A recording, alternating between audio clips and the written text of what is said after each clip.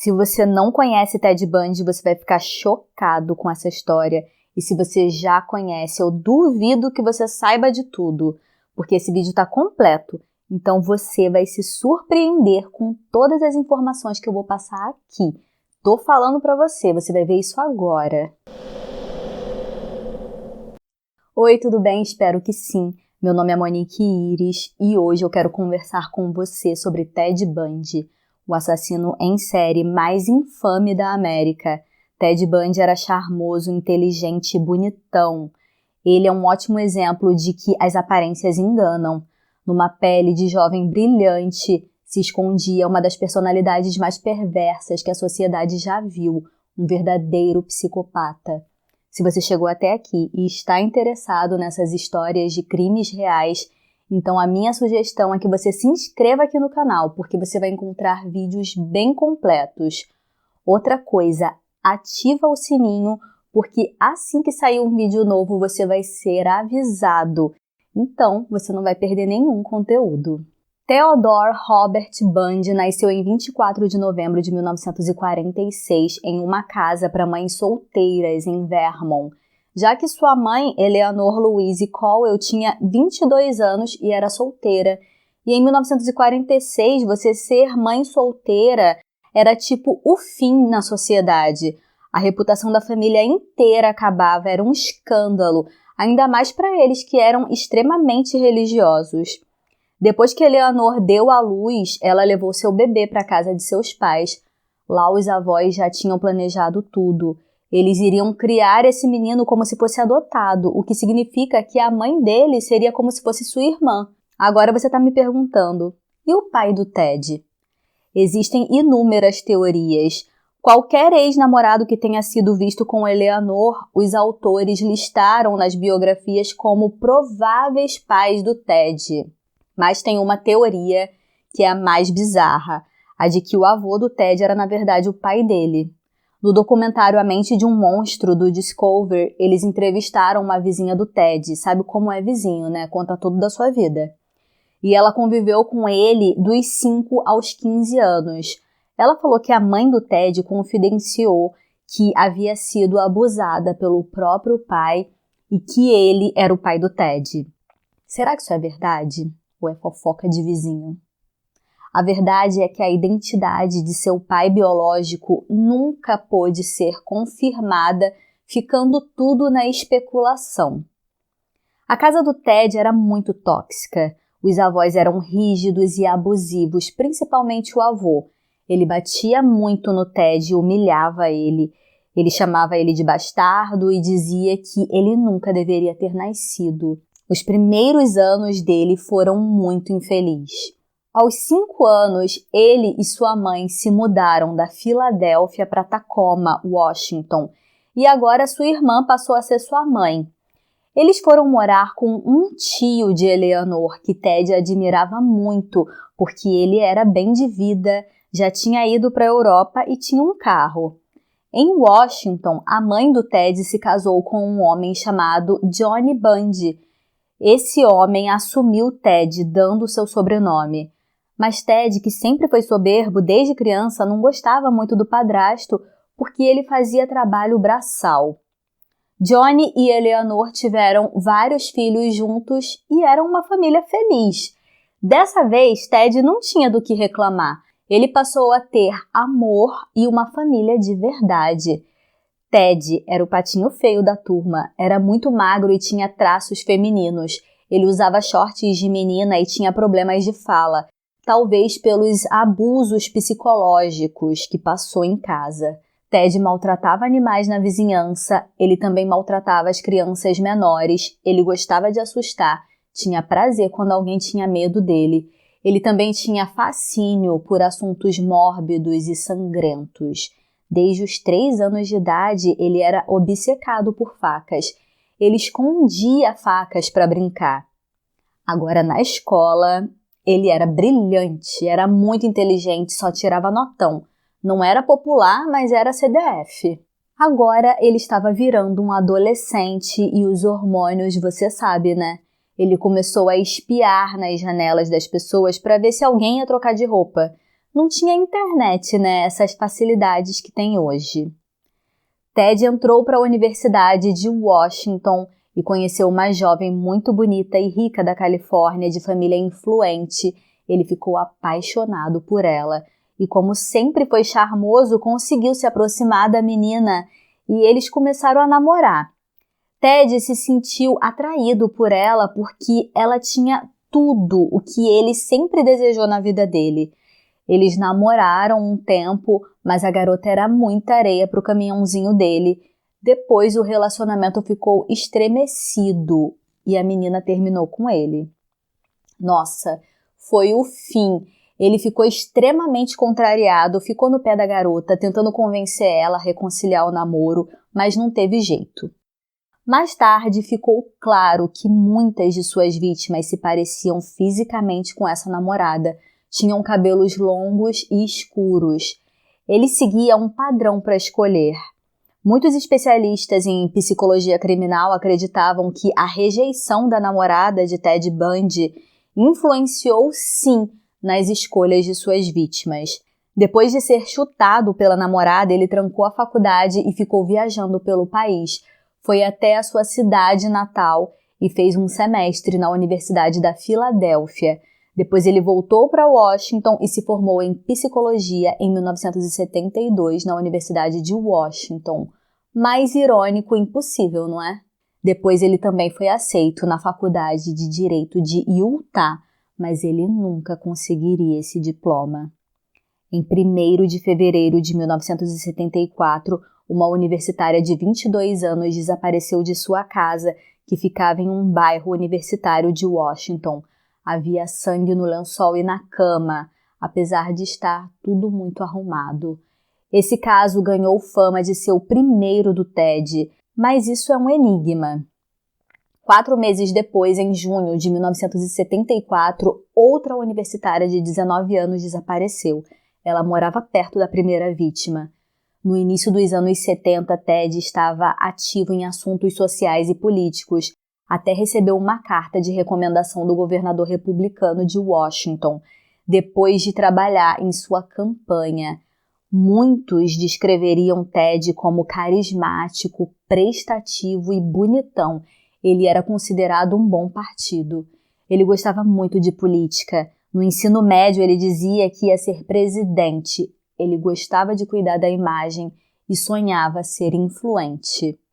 Até o momento são 2 estudantes desaparecidas, mas aí, do nada, mais 4 sumiram sem deixar rastros.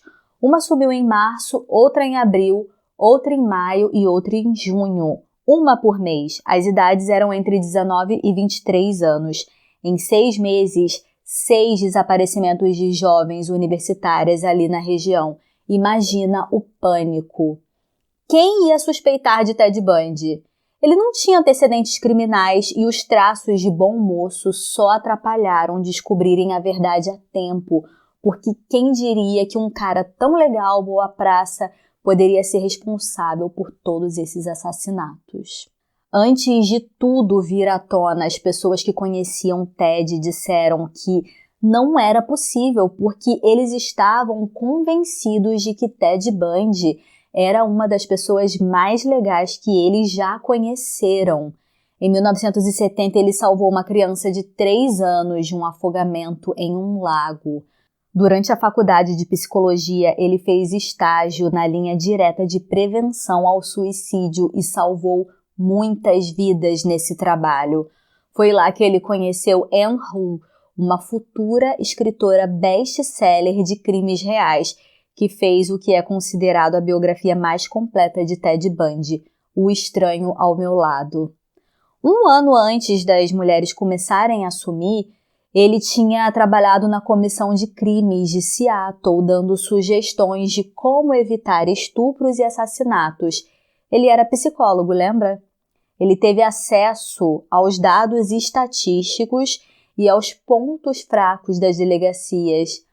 Elas simplesmente não se comunicavam.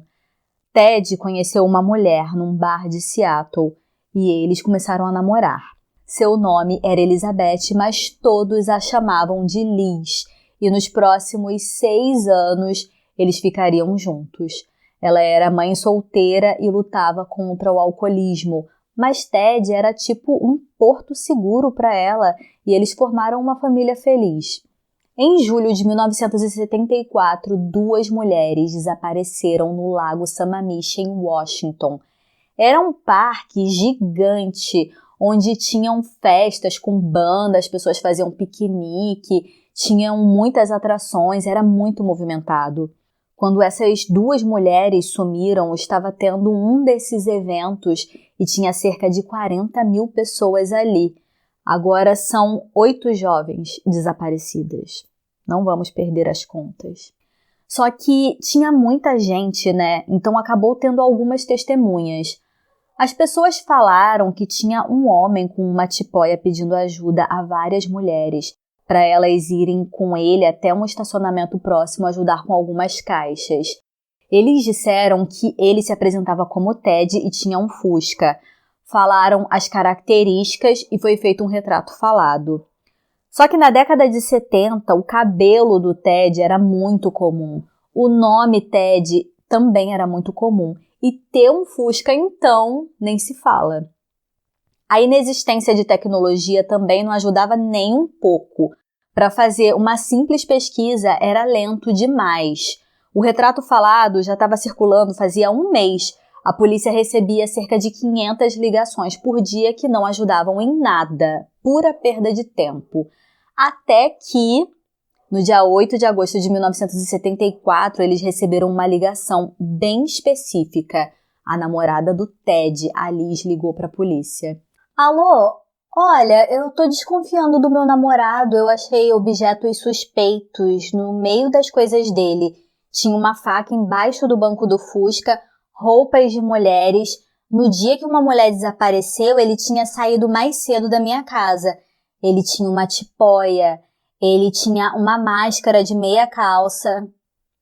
Máscara de meia calça, sério. Por que alguém tem uma máscara de meia calça? Mas lembra que eu disse que o Ted era muito comum? Na época, muitas mulheres estavam ligando para a polícia para falar que suspeitavam de seus namorados. Até se eles nem se chamavam Ted, elas ligavam. Vai que usou um nome falso, né? Mas a polícia ficou mexida com a ligação da Liz e uns investigadores pegaram a foto do Ted e foram até o Lago Sammamish. Ei, você já viu esse homem aqui abordando mulheres? Das 8 testemunhas, 7 afirmaram que aquele era o Ted misterioso, sim. Só que não tinham uma prova física, não tinham digitais, não podiam acusá-lo por causa de rumores. Além do que, alguns ouviram Fred ao invés de Ted, ouviram Fusca marrom ao invés de bege. Ainda em 1974, no mês de setembro, Ted se mudou para Utah para continuar sua faculdade de Direito. Que ano movimentado, hein, Ted? Ele precisava de novos ares, sabe? Ele acabou entrando para a igreja Mormon, era muito ativo na igreja, fez muitos amigos. Em outubro, o primeiro mês que ele estava morando em Utah, fez a primeira vítima, uma adolescente de 16 anos que desapareceu e nunca foi encontrada. A segunda vítima, no mesmo mês, 16 dias depois, essa jovem de 17 anos voltava para casa ao deixar um restaurante. 9 dias depois foi encontrada com sinais de violência. Ainda em outubro, outra jovem de 17 anos desapareceu. O corpo foi encontrado dilacerado nas montanhas Wasatch. Foram 3 em um mês. Meu Deus, será que a polícia dos anos 70 não tinha a dignidade de ver que aonde esse sujeito brotava, as mulheres sumiam? Não passou pela cabeça de ninguém que talvez o mesmo cara que tocava o terror em Washington e deu uma sumida, agora estava morando em Utah e por isso as moças estavam sumindo. Hoje parece estranho, mas isso porque a tecnologia já mudou muita coisa. Em 8 de novembro de 1974, Ted teve a audácia de atrair uma mulher dentro de um shopping. Ele chegou para ela e disse: Oi, eu sou o policial Roseland. Tentaram invadir seu carro no estacionamento. Me acompanhe, por favor, para verificarmos se houve algum furto. A jovem o acompanhou e, chegando lá, ela disse que estava tudo certo, não teve furto nenhum. Ele falou que ela precisava prestar queixa e acompanhá-lo. Só que a mulher sentiu um bafo de álcool saindo da boca dele. Ela estava desconfiada, então ela pediu para ver o distintivo. E, meus amigos, Ted tinha um distintivo. A mulher então entrou no Fusquinha. Ela disse que estranhou o Fusca, mas como ele tinha um distintivo, né? Eles seguiram até um lugar e ela começou a ver que não era uma delegacia coisíssima nenhuma. Ted queria algemar a mulher, mas ela começou a lutar com ele, eles travaram uma briga e ela disse que perdeu todas as unhas. Ela abriu a porta do carro e correu feito louca.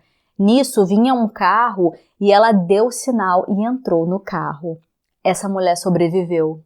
Ted ficou furioso e naquele mesmo dia, 4 horas depois, ele sequestraria uma vítima de 17 anos num estacionamento de um teatro e essa já não teria tanta sorte. Enquanto isso, em Washington, onde Ted tinha morado antes de ir para Utah, os corpos daquelas universitárias foram sendo descobertos. Um grupo de escoteiros estavam na montanha Taylor quando viram um crânio e eles ligaram para a polícia. Uma equipe revistou a área e encontrou 6 restos mortais de 6 pessoas diferentes. Eles não sabiam como essas meninas tinham morrido porque só tinham ossos. Muito mal souberam quem era e olhe lá. Mais tarde, com os depoimentos do próprio Ted, eles descobriram como elas foram mortas. Ele seguia um padrão que dava muito certo para ele. Ele usava muletas e algumas vezes gesso no braço e convencia as vítimas a ajudar a carregar alguns livros até o carro. Chegando no carro, ele deixava a chave cair ou pedia para a mulher colocar os livros no banco do carro. Quando ela abaixava, ele batia na cabeça dela com um pé de cabra e a mulher desmaiava. Ele algemava a mulher e começava a dirigir para algum cantão, geralmente uma montanha. Quando a vítima acordava, ele gostava da sensação de controle, do medo que causava. Ele achava graça da mulher desesperada, sabendo que ia morrer. Depois ele abusava da mulher e estrangulava. Eu não estou mencionando os nomes das vítimas porque não tenho permissão. As famílias processam e mesmo sabendo que eles nunca vão ver meu humilde vídeo, eu não vou falar em respeito. No Google Imagens tem as fotos delas e, sério, elas eram lindas. Agora eu vou te contar uma coisa que beira o absurdo. Na verdade, nem existe palavra. Absurdo é leve. Ted descartava lá os corpos e ele ficava voltando ao local várias vezes para ter relações com o corpo. E ele fazia isso até os corpos entrarem num estado de decomposição tão avançado que não dava mais. Sério, eu tô até constrangida de estar falando isso. Pelo menos 12 vítimas de Ted foram decapitadas e as cabeças foram mantidas em seu apartamento como troféus. Sabe, muitos assassinos em série fazem isso. Lembram do Jeffrey Dahmer, que eu contei semana passada? Se você não viu, eu vou deixar na tela final. Tem coisas bem semelhantes nos casos do Jeffrey, só que ele matava homens e o Ted só matava mulheres. Em 12 de janeiro de 1975, uma mulher de 23 anos que estava passando férias em Aspen, no Colorado, desapareceu de dentro do hotel quando pegou o elevador. O corpo dela apareceu 36 dias depois, nu, congelado. Mais 2 mulheres desapareceram em março de 1975 no Colorado, uma de 26 anos e outra de 24. Em agosto de 1975, Ted estava dirigindo por uma estrada em Salt Lake City, em Utah, com os faróis apagados e um policial achou estranho e o parou. Era uma infração leve dirigir com os faróis apagados, mas os policiais acharam muito estranho que o banco do passageiro estava faltando. Tipo, o que você costuma transportar aqui, ô criatura? Aí quiseram dar uma olhada no carro dele. Esse oficial se depara com vários itens suspeitos, como uma máscara de meia calça, e eu já falei para vocês o que eu acho de uma máscara de meia calça, né? Uma máscara de esqui, algemas, corda, um picador de gelo, um pé de cabra, sacos de lixo, uma série de ferramentas, incluindo um martelo. Ted até tenta se explicar, mas sério, não dá, cara. Dessa vez seu charme e sua lábia não foram o bastante. Quem usa uma máscara de meia calça? No Halloween, talvez? Mas era agosto. Se fosse outubro, talvez até dava, né?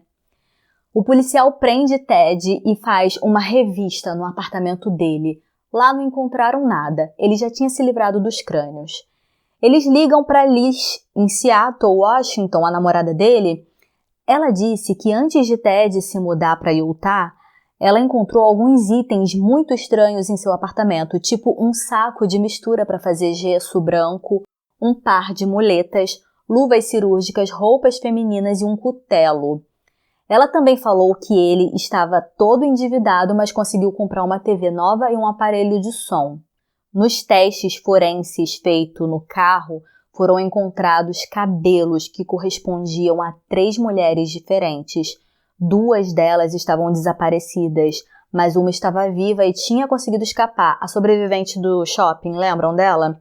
A que perdeu as unhas lutando com ele e conseguiu fugir? Colocaram vários homens um do lado do outro e perguntaram a ela: qual desses homens que tentou te sequestrar? E ela conseguiu lembrar e apontou para Ted imediatamente. Foi aquele cara ali que tentou me sequestrar. Com essa notícia, a ficha caiu para os investigadores lá de Seattle, Washington. Será que é o Ted que estávamos procurando? Ele tem um Fusca, se chama Ted e até parece com um retrato falado. Aí sabe o que aconteceu? Washington, Utah e Colorado se reuniram para conversar. Agora vai! O primeiro julgamento começou em fevereiro de 1976. Aqui ele tinha um advogado que estava convencido de que Ted era mesmo inocente. Na verdade, várias pessoas estavam incrédulas que Ted era responsável por essas atrocidades. Vários amigos e as pessoas da igreja dele ficaram lá na rua apoiando ele com cartazes, dizendo que estava acontecendo uma injustiça, um equívoco. Ted era inocente. Ele deixava qualquer um obcecado por ele. Um amigo contou mais tarde que certa vez num jantar estava passando na TV sobre os desaparecimentos das meninas e o Ted falou que era muito fácil despistar a polícia. Era só sequestrar em vários estados diferentes. Na época, ninguém imaginava que estavam jantando com o culpado. No tribunal, Ted era arrogante, narcisista, ficava rindo, parecia político em época de campanha. Mas no final das contas, o juiz declarou ele culpado e Ted foi condenado de 1 a 15 anos de prisão por ter sequestrado a mulher que escapou. Ele seguiu para a prisão em Utah. Lá ele passou por uma espécie de teste de 90 dias que ia definir o tempo que ele ia passar preso, onde um psicólogo avaliava ele e entrevistava também pessoas da família, amigos e ex-namoradas. Nas entrevistas, Ted blefava, dizia que ele era atleta na escola, que seu avô era ótimo e era tudo perfeito. Eu sou normal. Uma das ex dele contou que certa vez, numa praia, Ted tentou afogá-la. O psicólogo também descobriu que Ted viu sua certidão de nascimento pela primeira vez aos 14 anos e viu lá o campo do pai como desconhecido. No relatório final do psicólogo dizia que Ted tinha um lado violento. Nesse meio tempo que ele estava preso, uma investigação chegou à conclusão que Ted era suspeito na morte da jovem de Aspen, aquela que estava no hotel, entrou no elevador e sumiu. No apartamento dele tinha panfletos de Aspen e também do hotel da vítima. Descobriram que ele tinha estado em Aspen no dia que ela sumiu porque ele tinha os recibos de abastecimento do carro. Uma testemunha também o viu entrar no elevador. Ted, que estava preso por tentativa de sequestro, que podia ser revertido a qualquer momento, agora seria julgado por homicídio. mas a acusação era do Colorado e ele estava em Utah. Lá nos Estados Unidos é assim, cada estado tem suas leis e cuida da sua jurisdição, é tudo dividido. Só que algo incomum aconteceu. O estado de Utah decidiu que o Colorado podia levar Ted embora e julgar ele por homicídio. Toma esse egocêntrico aí pra você. Ele foi para a prisão de Aspen e ficou aguardando o julgamento. Ele optou por se representar no tribunal, o que significa que ele foi dispensado de ser algemado e podia ter acesso à biblioteca de direito localizada no salão do júri para que ele pudesse realizar pesquisas para o seu caso. E em um desses dias que ele estava na biblioteca, o guarda que tomava conta dele saiu para fumar e em uma fração de segundos ele pulou da janela do segundo andar e escapou. Só torceu o tornozelo. Agora, se fosse uma pessoa do bem pulando, teria quebrado a perna, né? Só haviam 2 estradas para sair de Aspen e elas estavam lotadas de policiais. Ele só seria encontrado 6 dias depois com fome e frio. Ele tinha ficado nas montanhas e aguentou baixíssimas temperaturas. Aspen é congelante, a galera vai para lá para esquiar. Ele encontrou uma cabana e depois roubou um carro, mas foi capturado. Ele estava pesando 11 quilos a menos. Ele foi colocado em uma cela de aço de segurança máxima, mas em 6 meses ele perdeu 15 quilos para conseguir escapar por um espaço de 30 por 30 centímetros no teto. Ele cerrou em volta do buraco de iluminação e atravessou o forro, fugindo na calada da noite de 30 de dezembro de 1977, praticamente no Ano Novo, pela porta da frente com uma roupa de carcereiro. No dia seguinte, Ted estava demorando para acordar. Os carcereiros levantaram o cobertor dele e encontraram um monte de livros. Imagina a cara deles. Ted Bundy agora entrou para a lista dos 10 mais procurados do FBI. Ele comprou uma passagem de ônibus para Denver, de lá tomou um avião para Chicago, depois um trem para Ann Arbor, deu um pulinho em Washington e viu um jogo de futebol americano, roubou um carro e foi até Atlanta e de lá pegou um ônibus para Flórida. Lá ele curtiu uma praia. Com qual dinheiro, hein? Roubado, né? Também na Flórida ele faria um dos ataques mais brutais de sua carreira de serial killer.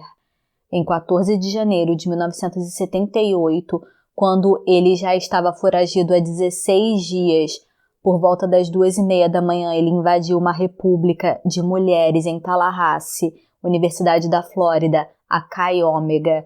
Ele invadiu um dos quartos das meninas e atacou uma mulher de 21 anos com um pedaço de lenha, enquanto ela dormia em sua cama. Ele usou uma meia de nylon para estrangulá-la e depois ele passou de quarto em quarto, batendo e cortando as meninas. Ele espancou 2 até ficarem inconscientes e matou outras 2. Uma tinha 20 anos, ela estava dormindo, ele estrangulou essa vítima e mordeu uma de suas nádegas, deixando uma marca que mais tarde, guardem essa informação, seria usada contra ele. Uma das mulheres teve seu maxilar e ombro quebrado e outra mulher teve a mandíbula, dentes e o dedo quebrado. Todas as 4 mulheres foram atacadas em 15 minutos, então foi tudo muito rápido. 2 sobreviveram. Saindo dali, Ted seguiu 6 quadras e invadiu outra casa. Lá havia uma estudante. Ele quebrou a mandíbula dela em 2 lugares e cortou um nervo de sua orelha esquerda. Ela perdeu a audição permanentemente daquele lado. Ela sofreu um total de 5 fraturas no crânio e teve um ombro deslocado. Um vizinho ouviu e começou a bater na porta, então Ted escapou. Ela foi levada ao hospital em coma, onde acordou dias depois e sobreviveu. Não acontecia esse tipo de coisa em Tallahassee e até então não imaginavam que fosse o Ted. Como ele iria para a Flórida? Eu vi aqui que são 2.749 quilômetros, mas parece que nessas horas o capeta ajuda, né? Só pode.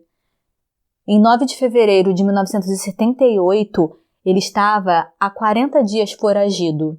Ainda na Flórida, agora em Lake City, Ted fazia sua última vítima, uma menina de 12 anos que estava na escola. As amigas disseram que ela lembrou que esqueceu uma bolsa em outra sala e saiu para buscar.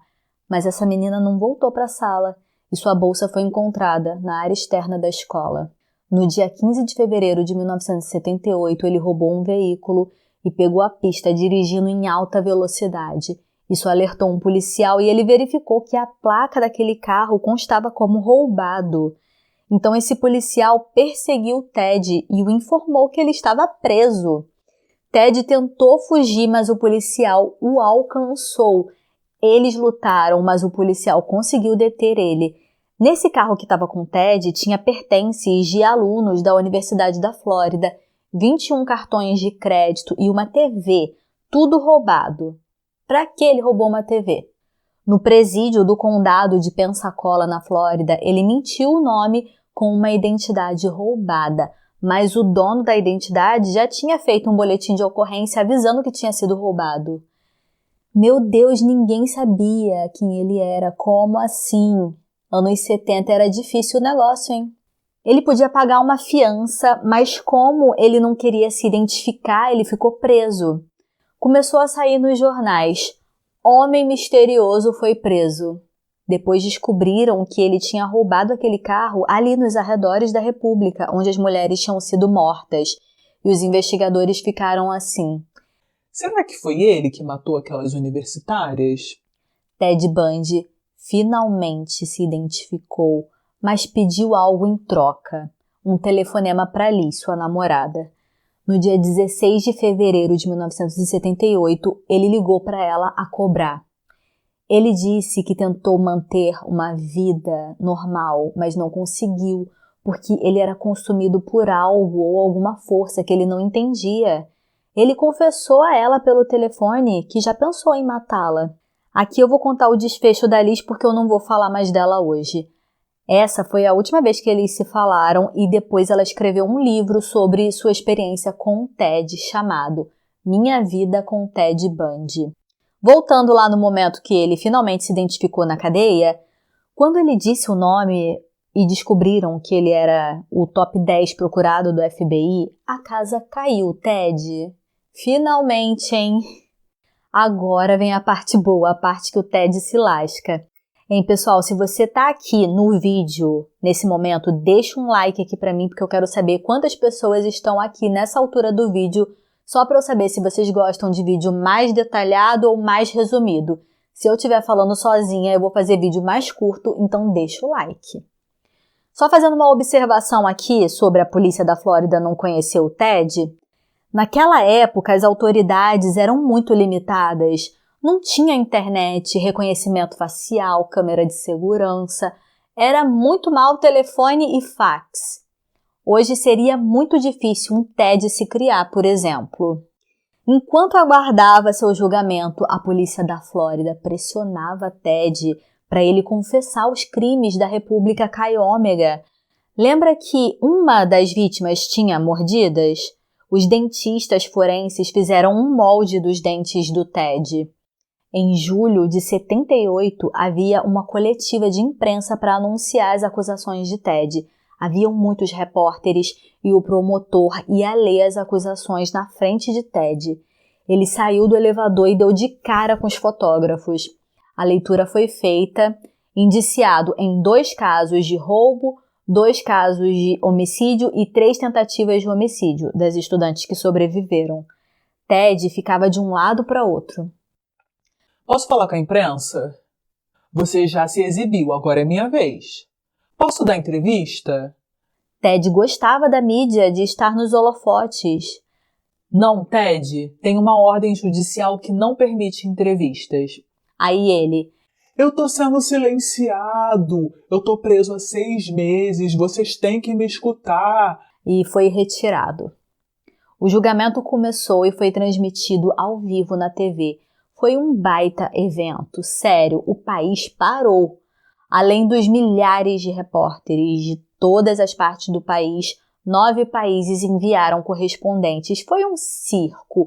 Eu garanto que o amostrado do Ted amou isso. Em 9 de maio de 1978, um defensor público foi designado para defender Ted. Ele queria que Ted assumisse a culpa pelos crimes porque isso o livraria da pena de morte. Ele só ia receber prisão perpétua. Ted concordou, mas em 1º de junho de 79 já estava tudo combinado, só que Ted disse ao juiz que não achava sua defesa eficaz e que ele mesmo queria se representar no tribunal. O juiz aceitou e os 2 advogados ficaram só como conselheiros dele. Ted não era nem formado em direito, mas já achava que sabia mais que os advogados. O mundo estava de olho no tribunal de Miami. Ted deu muito chilique, demitiu os advogados, que nem era ele que pagava, ficou reclamando das condições da cela dele, reclamou que a comida da prisão era a mesma todo dia, ficou dizendo que ele queria uma máquina de escrever, que a luz da cela era fraca e não dava para ele ler, né? Se achava estrela, né? Palhacito ele, né? O juiz até foi na cela e disse que a luz estava boa. Ted pediu para os policiais relatarem a cena do crime, tipo 1000 vezes, como se ele quisesse mostrar para o mundo o que ele tinha feito. Uma mulher chamada Carol Ann Bond assistia o julgamento na condição de defensora e acreditava na inocência dele. Eles tiveram um flerte uns 6 anos antes, quando ele estava com a Liz. Eles se conheceram quando trabalharam no departamento de serviços de emergência. Eu ainda vou falar da Carol de novo, guardem a cara dela. Ted mal podia esperar que seu circo estava prestes a desmoronar. A acusação tinha uma carta na manga.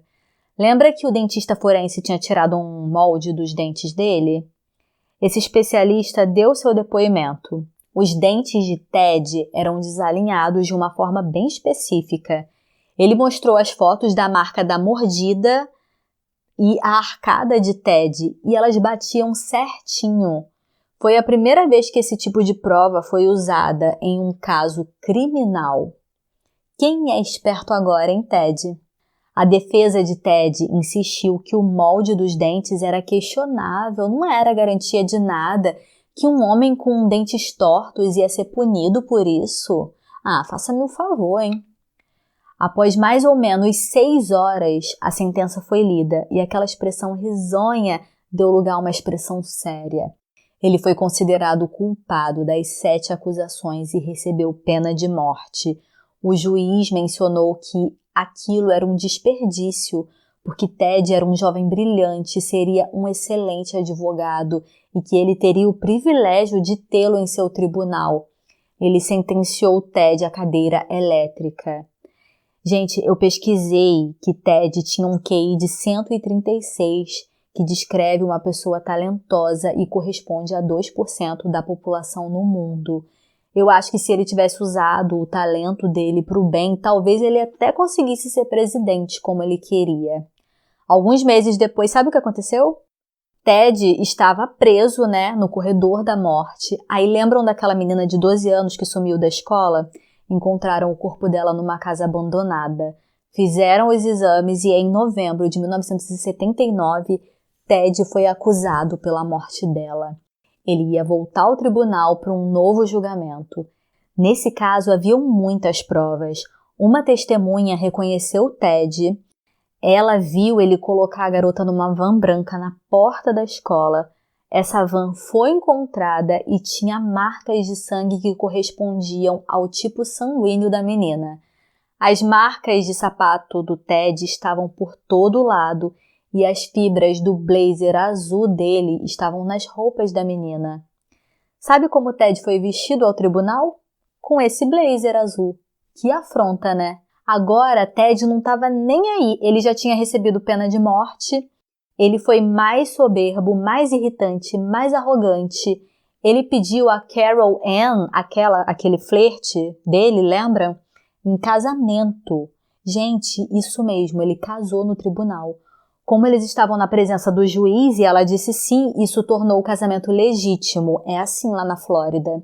Na hora que o juiz leu a sentença, Ted ficou de costas para ele. Ele foi condenado à pena de morte de novo. Ted tinha 2 penas de morte.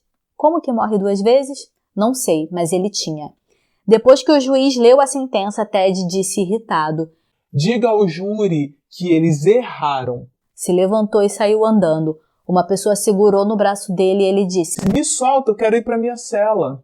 Na prisão, ele recebia a visita da mulher dele, que levava drogas para ele escondido. Sabe aonde ela escondia? Não posso contar. Ela engravidou e teve uma filha dele em 1981, uma menina chamada Rosie. Não se sabe muito sobre Rosie. Depois que Carol percebeu que Ted realmente era culpado de todos esses crimes, ela acabou se despedindo dele 3 anos antes da sua execução. Eles se divorciaram e não tiveram contato depois disso. Rosie nunca mais teve contato com o pai. O The Sun afirma que ela mudou seu nome e identidade para que tivesse uma vida normal. No corredor da morte, ele contribuiu com o FBI. Eles estavam com uma comitiva que buscava entender os pensamentos dos criminosos. Ted Bundy ajudou a pegar Gary Ridgway, o assassino de Green River.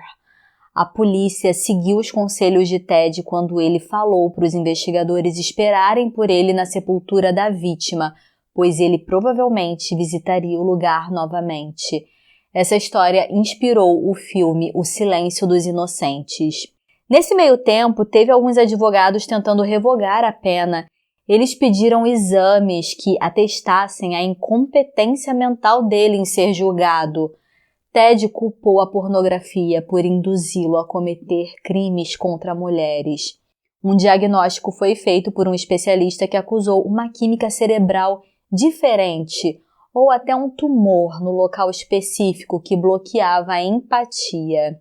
Ele também tinha vários níveis de bipolaridade.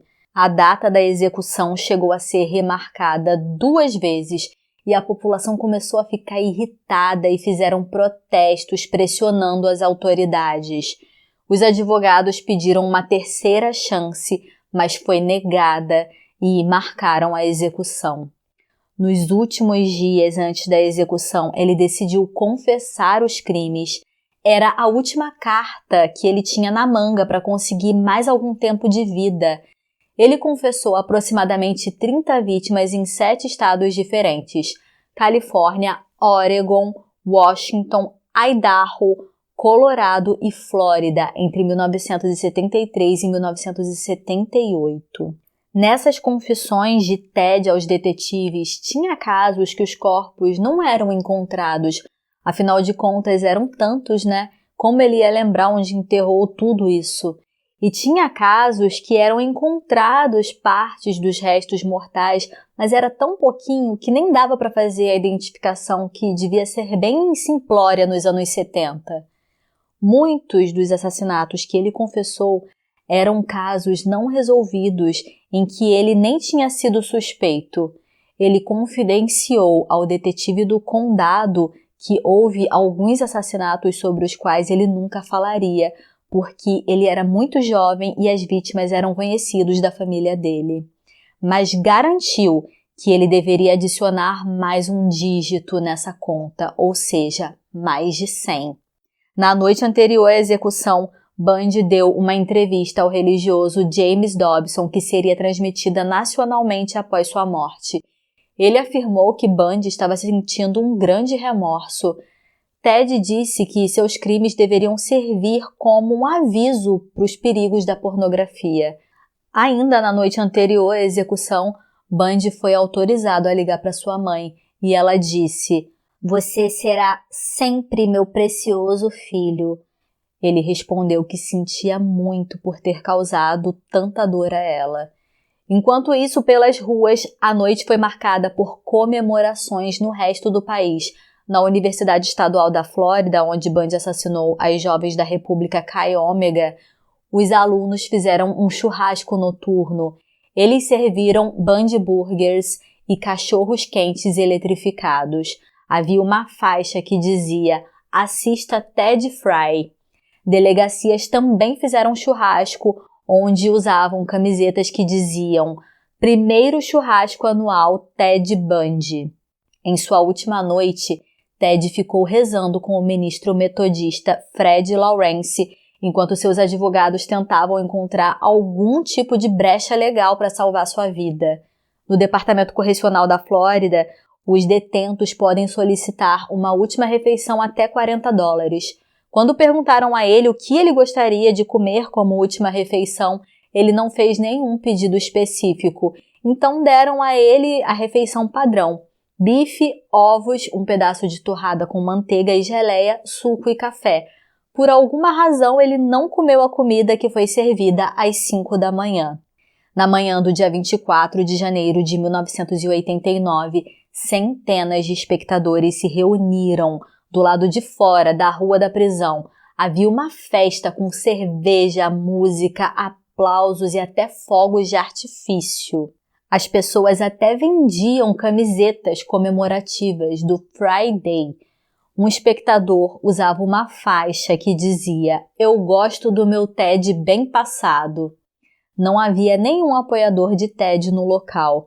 Nos segundos próximos da execução acontecer, as luzes da prisão foram apagadas. Isso acontece para que a cadeira seja energizada corretamente. Lá dentro, os olhos de Ted mostravam um medo evidente. Ele estava pálido. Ele foi amarrado na cadeira elétrica. As alças de couro foram apertadas em torno de seus braços, pernas, cintura e peito. Foi colocado sobre sua cabeça recém-raspada um eletrodo de metal. Ele estava visivelmente abalado. Quando amarraram ele na cadeira, ele pareceu assustado.